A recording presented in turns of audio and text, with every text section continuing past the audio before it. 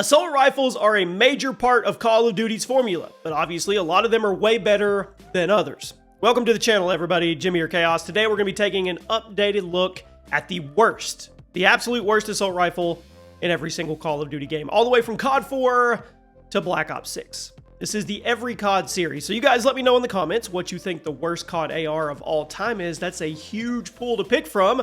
Drop a like on the video, and let's start off with a gun that most of you, I'm going to guess, probably never used. COD 4. The MP44. Now, it's also known as the STG-44. It was the final assault rifle you unlocked in the original Modern Warfare game all the way back in 2007. That was 10, 13, 18, almost 19 years ago. Oh my gosh. And while it did look cool, it was kind of neat to have a throwback weapon in a game like this, but there was problems with it to the point you never saw anybody use it, ever. It fired slowly, it had massive visual kick, and the damage, it was pretty underwhelming compared to other guns in the AR category. Plus, it was one of the only assault rifles that could literally not hold an attachment. That meant you were stuck with whatever the base stats were, and guess what? The base stats on this, they were terrible. It was literally just a worse version of the AK-47, and there was zero reason, to use it, because the AK-47 was unlocked almost immediately after you turned on the game. I think this is a unanimous pick. I don't think we're going to argue.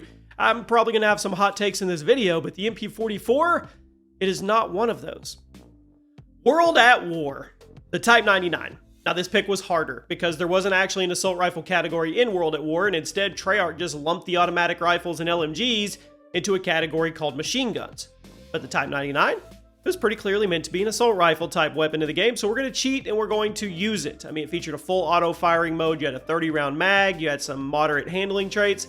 With all that being said, it wasn't that good. It was often overshadowed by the bar in the STG-44. Now, it wasn't terrible, and honestly could be really strong if you knew how to play to its strengths, but out of all the assault rifle with air quote type weapons in the game, it was probably the hardest one to use effectively, mainly due to the iron sights, which were really bad, that made it nearly impossible to see the battlefield once you were looking through them. So, not a terrible gun in its own right, but definitely what we're going to call the worst full auto rifle in the game.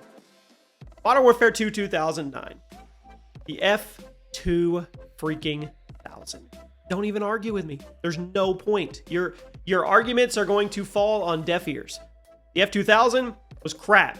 You know it, and I know it. And we have repeatedly gone around about this so many times now I can't even count. It was unlocked really late in the progression. It was not worth the grind at all. Yes, the fire rate was super fast, and some people thought it looked really cool. I thought it was completely ugly. But the base damage, it was low. The recoil, hard to predict. Iron sights, very obstructive. And the reload animation is one of the slowest in the AR category. And some people said, well, it melted up close, Jimmy. And to those people I say this, why wouldn't I use an SMG up close? If I wanted a gun that would melt up close at close range, why would I take an assault rifle over an SMG? Especially an assault rifle that you had to grind all the way to unlock.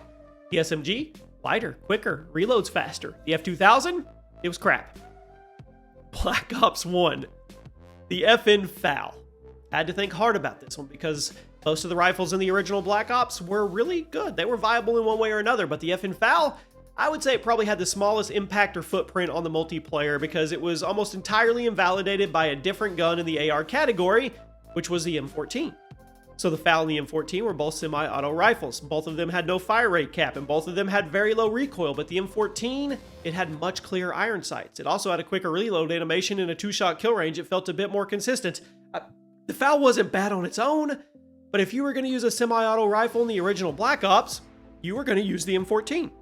And out of all the ARs in the game, I think the FN FAL was probably the one I saw online the least. Modern Warfare 3 2011. The M16A4. Now, the M16 has a long legacy in Call of Duty's franchise, and it's usually at least viable. But the Modern Warfare 3 version of the gun, it was not. I have no idea why the developers went so far with the nerfs here. Compared to other M16s in COD history, the 2011 version was slow, bouncy, inconsistent. They made it the complete opposite of what you would want from a burst rifle. If you were going to commit to using a burst in a Call of Duty game, you need that damage to be super reliable. You also need that recoil to be consistent for you to be able to hit your one burst kills consistently. This version of the M16, not that. You almost never hit all three shots if your burst came out because the barrel would bounce out in random directions in between those shots, in between the burst, like the actual burst. And even if you did hit all three bullets of the burst, which was almost impossible, it there's a pretty solid chance your target was just going to walk it off like nothing happened, stare at you and laugh at you. I think it's arguably the worst M16 in COD history. Definitely the worst assault rifle in classic Modern Warfare 3. Black Ops 2. This is another one of those that we're going to have a cult following. It really explained to me in detail why I'm wrong. The SWAT 5.56. I mean, for some reason, people always try to tell me I'm wrong when I criticize this gun, kind of like the F2000, so this isn't new. People have been trying to say ever since 2012 that this gun was underrated, but it's not. Yes, it had a really consistent 3-shot kill range, and for a 3-round burst rifle, that's a decent trait to have. But on the flip side, the M8A1 was much more versatile as a choice for a burst rifle, and there were some amazing full auto rifles in the game that were way easier to use. The A94, the M27, the SCAR, I could go on and on. People insisted the SWAT was slept on and that it was just awesome gun if you used it in full auto with the select fire attachment. At that point, wouldn't you just want an actual full auto gun? The SWAT was not good. We're all going to stop acting like it was. COD Ghost. The ARX 160. Now, when you think of the ARX, you probably think of the version that was in Advanced Warfare, which was really good. But the original ARX was the one in Ghost, and that one was legitimately useless. Full auto, fired at a respectable 857 rounds per minute, but the damage drop off was just crazy. Up close, yeah, 3-shot kill, but if you backed up just a little bit, that damage would drop so low that it became a freaking 6-shot kill. That's an eternity in a game like Ghost, where most of your meta weapons would kill you with the snap of a finger. The ARX 160 was completely outclassed by every other AR in the game, and it was even outclassed by some of the SMGs in the game. There was no reason whatsoever to use it. Now we go to Advanced Warfare. This was an easy pick. The MK14. Semi-auto rifle that hardly ever gets a 2-shot kill, nobody's going to use it. What's the point? The M14 or the MK14 has been in a lot of COD games, but the Advanced Warfare version, it was pitiful. I really don't know why Sledgehammer did this. I know the fire rate cap was so high you could spam the trigger as quickly as you wanted to, and sure, the recoil was really low. It was easy to stay on target while you were spamming the right trigger on your controller, but the base damage, I think it was around 33, meaning you often had to hit 3 to 4 shots unless you were hitting headshots, and that destroyed the whole appeal of a semi-auto rifle in the first place. Plus, on top of the terrible damage, we know Advanced Warfare was a game where everybody was constantly bunny hopping and changing direction midair, so how the heck were you supposed to consistently hit headshots with a semi-auto weapon like this? You couldn't. Should have been a 2-shot kill to the body like Black Ops 1 and Modern Warfare 3, but it wasn't. So making the MK14 a 3-shot kill, I think it destroyed the appeal. Black Ops 3. The KVK-99M. This was a futuristic remake of the fan favorite AN-94, but it also suffered one of the biggest downgrades in Black Ops history because Treyarch, they nerfed it out of the gate. The AN-94, we all know, top tier weapon in Black Ops 2, the handling traits, the 2-round hyperburst feature, I mean, make your first couple shots super lethal, intimidating damage, the sweet reload, the sound. But the KVK, it not only butchered the firing sound and the reload animation, both of which were iconic in Black Ops 2, it also butchered the damage. The KVK was basically only viable if you hit the first 2 shots of the hyperburst. If you missed the hyperburst and then you were using the gun like a normal assault rifle, the time to kill was turtle slow. Basically turned the AN-94 into this, I guess you could say, niche precision AR. That's not why people liked it in the first place. I mean, I've said a lot of mean things about this gun throughout the years, and there's always people in the comments that tell me I'm too harsh on it, but I really honestly don't think I am. I'm sure some of you managed to make it work in your head in your favor, but if you use the AN-94 from Black Ops 2 and then you went to this, you understand fully why I dislike this gun so much. It was a huge downgrade, and I'm still not quite over it. Infinite Warfare. The Type 2. Now, I remember this AR making waves in the community when we first saw it because it was a fast-firing laser weapon that you could split into 2 and turn it into akimbo FMG9s from Modern Warfare 3, except for worse. So the fire rate was high, but the damage was really low and the recoil was kind of unruly, so it was annoying. And even when you split it into 2 into akimbo mode, which was awesome, it's not like the time to kill was very quick because the akimbo version of the Type 2 would still be outclassed by most of the SMGs at close range. So what was the point? And a lot of these guns are, you look in the mirror and you say, what was the point? It was cool, yeah, but nobody used it once that novelty wore off, and that novelty wore off super fast. Stats weren't good enough to back up the coolness of the design. That's it. COD World War II. Type 5.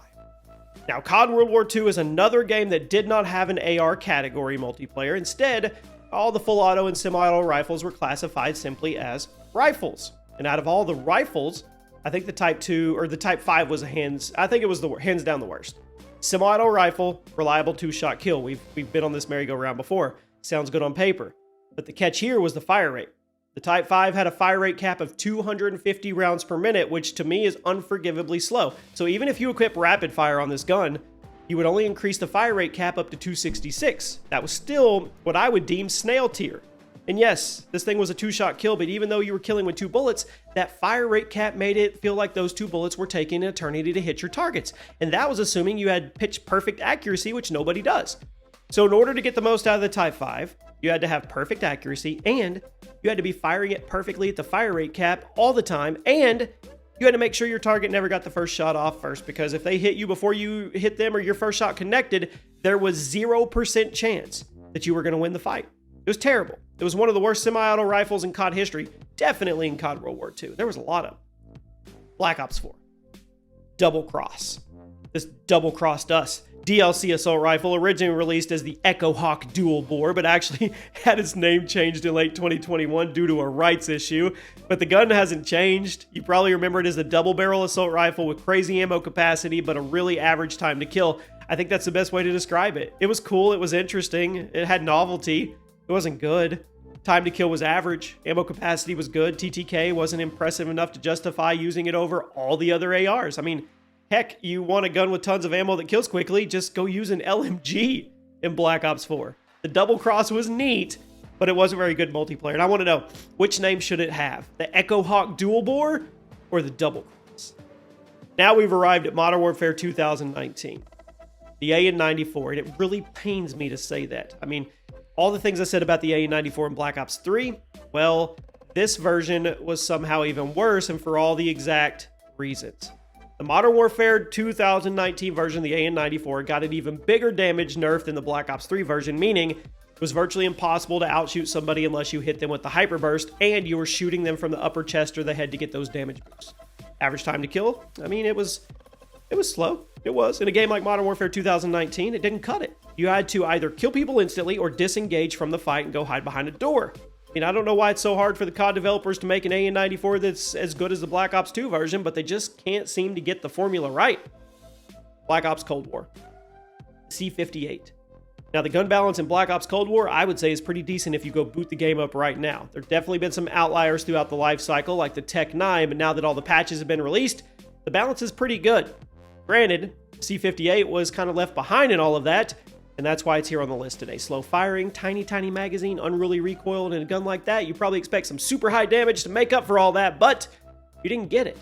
Despite having a slow fire rate and the high recoil and the tiny magazine, the C-58 had completely average damage stats, which made it borderline useless to use in multiplayer.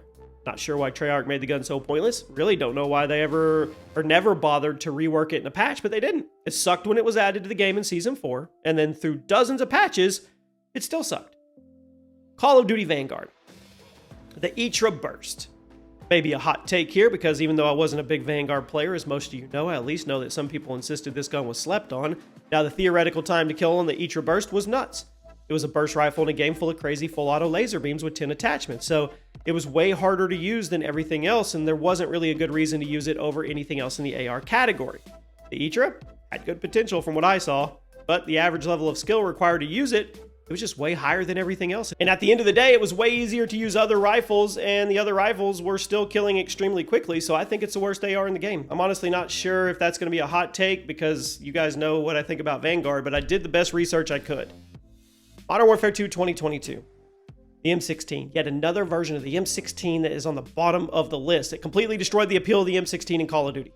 2022 M16 was slow, inconsistent, outclassed by basically every other full auto gun in the game. I mean, Modern Warfare 2 had a very quick time to kill across the board. So if you were going to bring a burst riot fiber weapon into battle, it had to be good, it had to be strong, it had to be consistent.